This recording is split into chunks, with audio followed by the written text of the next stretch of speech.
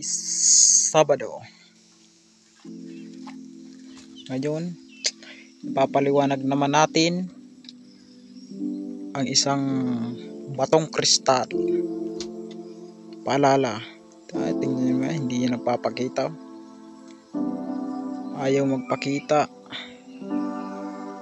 Ito ay napakagandang tanganin. Sinasabing isa itong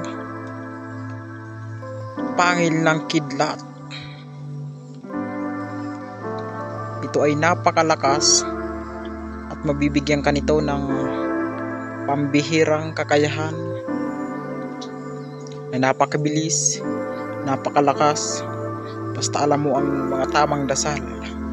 Paalala po, ang lahat po ng mga mutya na mga ganito is meron po yung dasal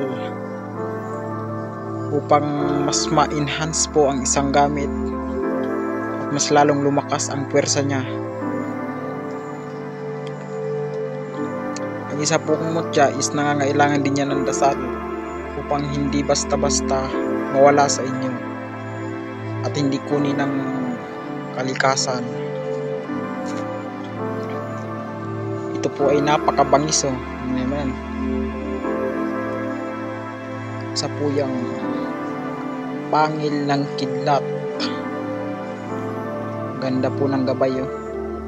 Paalala po, meron din po dila ng kidlat.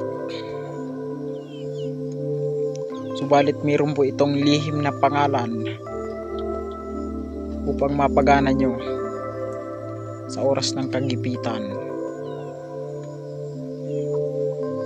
Sa mga nanonood nating kaibigan dyan, ng mga lihitimong antingeros, alam kong alam nyo to kung ano ang taglay nito, lalo na sa ating mga kaibigan dyan na nanonood. Ang bangis, napakaitim, lihitimong itim. Isa po yung kahoy,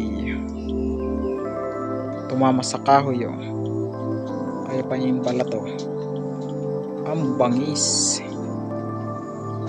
isang pangil ng kidlat. Ito po ay napakatagal na sa atin, almost 3 years na ata, 4 years. Tayo po ay napakatagal lang nag-aaral, hindi lang po nila alam. Salamat po. Ito lang po pinapakita natin ang ating gamit. Subscribe naman. Salamat po. Bangis.